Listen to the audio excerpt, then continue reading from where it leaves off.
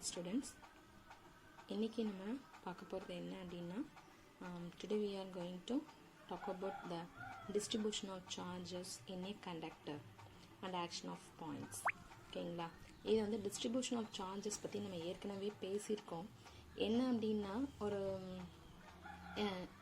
number of group of charges வந்து ஒரு கண்டக்டர்ல inside out சைடுல எப்படி இருக்கும் அப்படினு பாக்கும்போது அதுல வந்து நம்ம பாக்கும்போது சொல்லிருப்போம் சார்ஜஸ் வந்து யூனிஃபார்மா டிஸ்ட்ரிபியூட் ஆயிருக்கும் அப்படினு சொல்லி பார்த்தோம். சோ இன் லேட்டர் வந்து அது யூனிஃபார்மா டிஸ்ட்ரிபியூட் ஆயிருக்குது எங்கங்க எப்படி வந்து டிஸ்ட்ரிபியூட் ஆயிருக்குன்னு பாப்போம்னு சொல்லியிருந்தோம். அதுதான் இப்ப நம்ம பார்க்க போறோம். Distribution of charges in a conductor.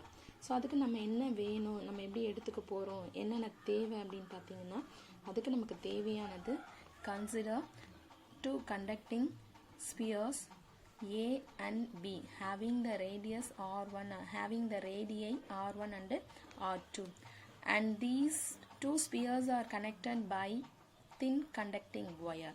ஒரு thin conducting wire எடுத்து நம்ம இத கனெக்ட் பண்ணிக்கிறோம்.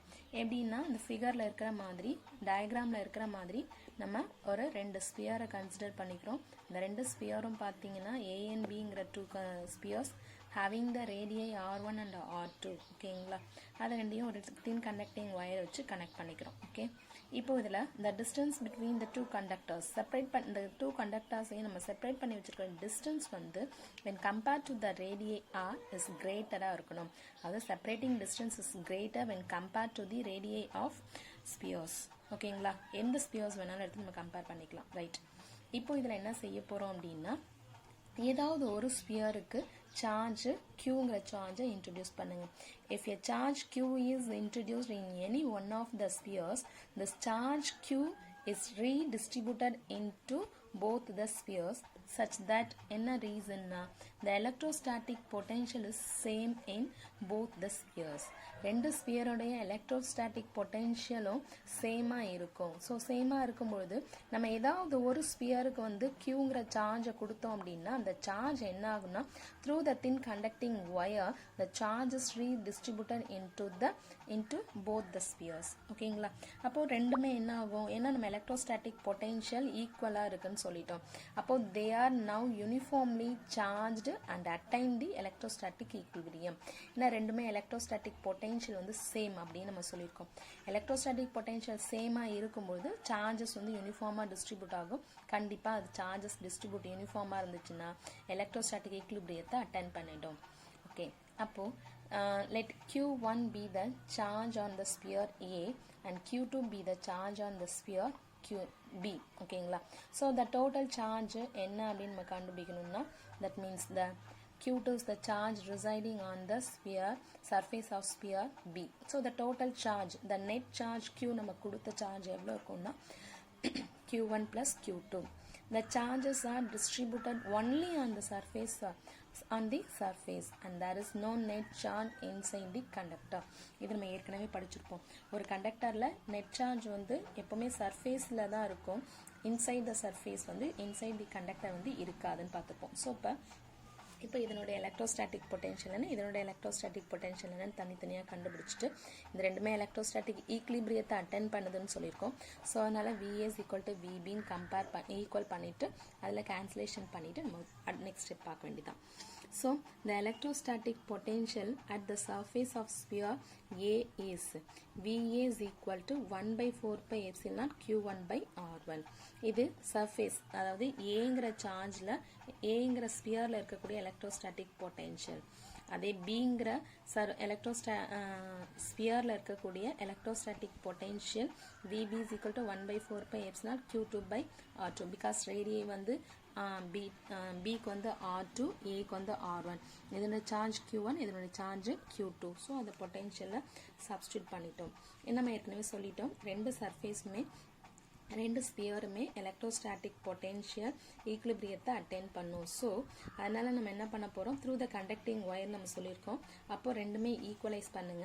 அந்த ஈக்குவல் பண்ணும்போது VA is equal to VB 1 by 4 pi epsilon ரெண்டு சைட்லையும் காமனா இருக்கு, கேன்சல் பண்ணிட்டோம்னா Q1 by R1 is equal to Q2 by R2 தான் நமக்கு இருக்கும்.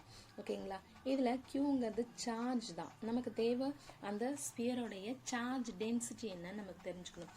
ஸோ அப்ப இதனுடைய சார்ஜ் வந்து சிக்மா 1, இதனுடைய சார்ஜ் டென்சிட்டி சிக்மா 2. ஸோ அதை நம்ம இப்போ கண்டுபிடிக்க போகிறோம்.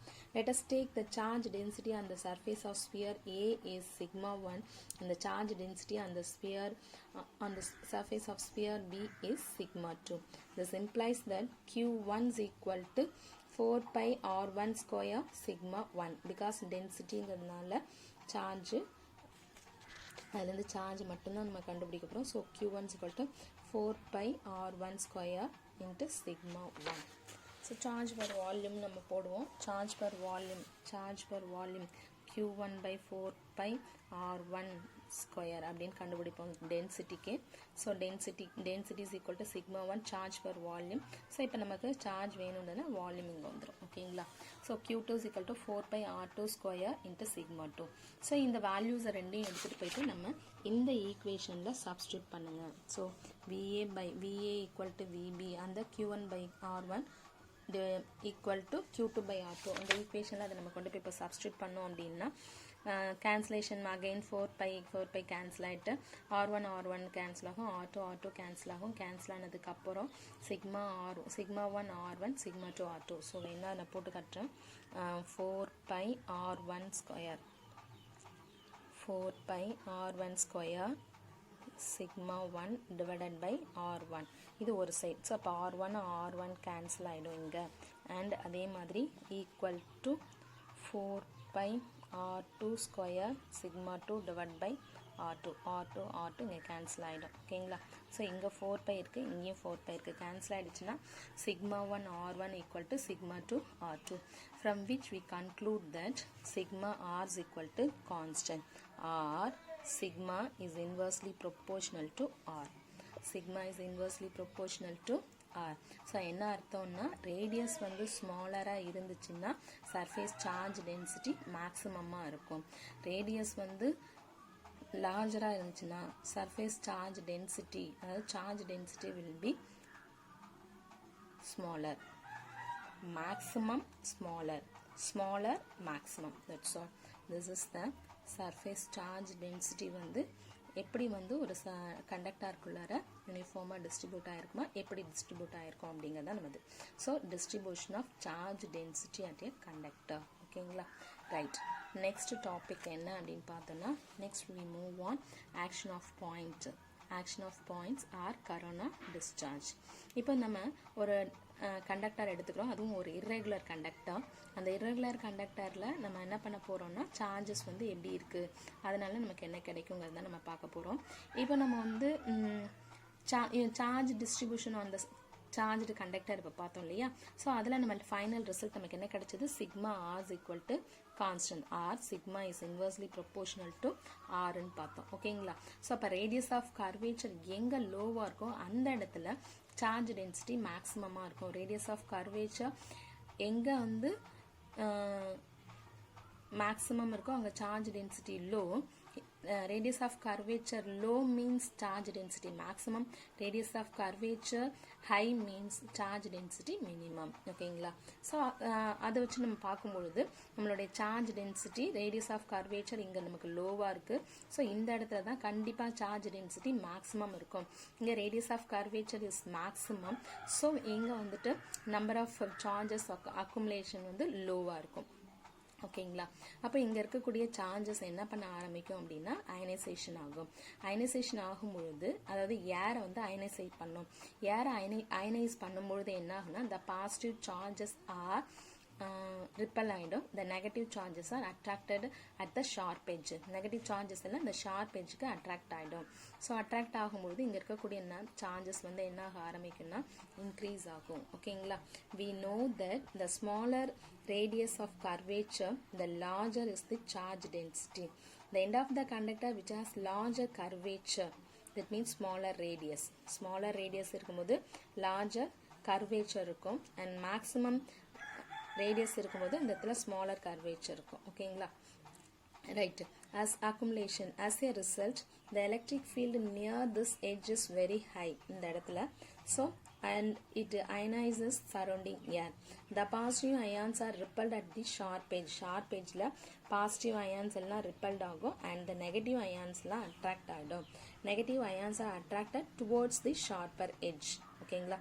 So this reduces the total charge of the conductor near the sharp edge. This is called action of points or corona discharge. இங்கே இருக்கக்கூடியது ஸ்மாலர் ரேடியஸ், அதனால லார்ஜர் கர்வேச்சர். அப்போ என்ன ஆகும்னா இங்கே எல்லா அயான்ஸும் இங்கே வந்துடும். ஸோ அப்போ இதை அதாவது என்ன பண்ணுன்னா இந்த ஏரியாவில் இருக்கக்கூடிய ஏரை அயனைஸ் பண்ணும். அயனைஸ் பண்ணும்பொழுது positive ions are repelled at the sharp edge, negative ions are attracted towards the sharp edge. ஓகேங்களா. ஸோ அப்போ இங்கே கண்டிப்பாக என்ன பண்ண ஆரம்பிக்கும், அதாவது total charge of the conductor near the sharp எட்ஜை இது ரெடியூஸ் பண்ணிடும். So this is called action of points or corona discharge. ஓகேங்களா, புரியுதா. நெக்ஸ்ட் வந்து இந்த அந்த ஆக்ஷன் ஆஃப் பாயிண்ட்ஸையும் கரோனா டிஸ்சார்ஜையும் பேஸ் பண்ணி அதோடைய அப்ளிகேஷன் ஒன்று நம்ம பார்த்துருவோம். அதோடைய அப்ளிகேஷன் என்ன பார்த்தீங்கன்னா lightning arrester or lightning conductor. So this is the device used to protect tall buildings from lightning strikes. ஓகேவா. So it works on the principle of action at points or corona discharge. So அப்போ இந்த device எதை வச்சு நம்ம base பண்ணுறோம், so it is used to protect the tall buildings from lightning strikes and it works on the principle of action of points or corona discharge. இது நமக்கு எப்படிலாம் இருக்கும் அப்படின்னு பார்த்தா this device consists of long thick copper rod passing from top of the building to groundக்கு இந்த மாதிரி இருக்கும். So நம்மளுடைய டாப் ஆஃப் த பில்டிங்கில் இந்த மாதிரி ஷார்ப்பாக ஒரு திக் காப்பர் ராட் இருக்கும். அந்த ராட் வந்து டாப் ஆஃப் த பில்டிங்லேருந்து எங்கே போகும் அப்படின்னு சொன்னால் கிரவுண்டுக்கு போகும். ஓகேங்களா. The upper end of the rod has a sharp spike. ஒரு ஷார்ப் ஸ்பைக் இருக்கும், இல்லைனா ஒரு ஷார்ப் நீடில் இருக்கும். ஓகேங்களா. இப்போ என்ன பண்ணோம் அப்படின்னா இங்கே தண்டரிங் கிளவுட் இருக்கு இல்லையா, அந்த தண்டரிங் கிளவுட் பார்த்தீங்கன்னா நெகட்டிவாக இருக்கும். So the negative thundering cloud என்ன பண்ணுன்னா இந்த லைட்னிங் ராடுக்கு வந்து என்ன அயனைஸ் பண்ணும், ஏர் வந்து அயனைஸ் பண்ணும். அப்படி ஏர் அயனைஸ் பண்ணும் பொழுது கண்டிப்பாக என்ன செய்வோம்னு சொல்லியிருக்கோம், the positive ions are repelled at the sharp edge, the negative ions are attracted towards the sharp edge ன்னு சொல்லியிருக்கோம். So the negative ions are attracted towards the sharp edge என்ன பண்ணணும்னா இந்த ஷார்ப் எட்ஜுக்கு இங்கே நெகட்டிவ் அயான்ஸ் எல்லாம் வரும்பொழுது the negative ions are passing from top to ground. So அந்த copper rod வழியாக கீழே வரும். ஸோ இப்போ கீழே வரும்போது நம்ம என்ன பண்ணியிருப்போம் அப்படின்னா ஒரு காப்பர் ராட் வச்சுருப்போம். that copper rod is buried and deep into the ground. Ground உள்ளார நம்ம ரொம்ப கொஞ்சம் ஆழமாக கிரவுண்ட் உள்ளார என்ன பண்ணியிருப்போம், பரீடு. ஸோ உள்ளே வந்து நம்ம இன்சர்ட் பண்ணியிருப்போம். அப்போ என்ன ஆகும், எல்லா நெகட்டிவ் அயான்ஸும் கிரவுண்டுக்கு போகும். ஸோ அதனால் நம்மளுடைய பில்டிங் வந்து சேஃபாக இருக்கும். ஓகேங்களா. திஸ் டிவைஸ் கான்செப்ட் சொல்லிட்டுமா. Next, the lower end of the rod is connected to copper plate and which is buried deep into the ground. When a negatively charged cloud is passing above the building, it induces positive charge on the spike. Since the induced charge density on thin sharp spike is large, அதனால என்னாகும், it results in a corona discharge. நிறைய இருக்கும். அப்போ positive charge வந்து நிறைய அங்கே induce ஆகிடும். So induced ஆனதை நம்ம என்ன பண்ணி ஆகணும், ஆக்ஷன் ஆஃப் பாயிண்ட்ஸ் மீன்ஸ் என்னன்னா சார்ஜஸ் வந்து லீக்கேஜ் ஆகும்னு அர்த்தம். லீக்கேஜ் ஆஃப் சார்ஜ் தான் action of points or corona டிஸ்சார்ஜ்னு நம்ம சொல்லிட்டு இருக்கிறது. ஓகேங்களா. அப்போ என்ன ஆகும், அப்போ கரோனா டிஸ்சார்ஜ் ஆகணும். This positive charge ionise the surrounding air which in turn neutralizes the negative charge in the cloud. The negative charge pushed to spikes passes through the copper rod and is safely diverted to the earth. The lightning arrestor does not stop the lightning, rather it diverts the lightning to the ground safely. So என்னன்னா again மறுபடியும் சொல்லிடுறேங்க, கவனிங்க. இப்போது நம்ம negatively charged cloud இருக்குது. இந்த cloud வந்து என்ன பண்ணும் அப்படின்னு சொன்னால் எலக்ட்ரோஸ்டாட்டிக் இண்டக்ஷனால் இங்கே நெகட்டிவ்ன்றதுனால இங்கே என்ன பண்ண ஆரம்பிக்கும், இந்த ஸ்பைக்ஸ்க்கு பாசிட்டிவ் சார்ஜ் நிறைய கொடுக்கும். அப்போது இந்த பாசிட்டிவ் சார்ஜஸ் என்ன பண்ணுன்னா due to the action of points or corona discharge charge வந்து லீக்கேஜ் பண்ணணும். அப்படி லீக்கேஜ் பண்ணும்போது இங்கே சரௌண்டிங்கில் இருக்கக்கூடிய ஏரை வந்து என்ன பண்ணணும், ஏரை வந்து அயனைஸ் பண்ணும். அயனைஸ் பண்ணும்பொழுது பாசிட்டிவ் சார்ஜ் எல்லாத்தையும் இது ஷார்ப் எட்ஜில் ரிப்பல் பண்ணும். நெகட்டிவ் சார்ஜ் எல்லாத்தையும் என்ன பண்ணணும்னா அந்த ஷார்ப் எட்ஜ் அட்ராக்ட் பண்ணும். அப்படி அட்ராக்ட் பண்ணும்பொழுது சார்ஜஸ் எல்லாமே என்ன பண்ணணும்னா இந்த காப்பர் ராட் வழியாக கிரவுண்டுக்கு ஷிஃப்ட் ஆகிடும். கிரவுண்டுக்கு ஷிஃப்ட் ஆகிறதுனால இந்த லைட்னிங்கை வந்து இது டோட்டலாக ஸ்டாப் பண்ணலை. பட் லைட்னிங்னால கிடைக்கக்கூடிய அந்த எஃபெக்ட் லைட்னிங் எஃபெக்டை வந்து என்ன பண்ணுது அப்படின்னா ரெடியூஸ் பண்ணுது. அதுதான் இந்த ஸ்பைக்கோடைய work. This is the lightning arrester or the lightning conductor. Action of points, corona, discharge. சிம்பிளாக சொல்லணும்னா லீக்கேஜ் ஆஃப் சார்ஜ். ஓகேங்களா? Thank you students. இன் 3 கொஷின்ஸுமே ரொம்ப இம்பார்ட்டன்ட் கொஷின்ஸ்.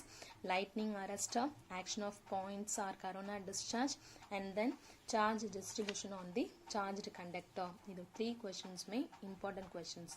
ஓகேங்களா? Thank you students.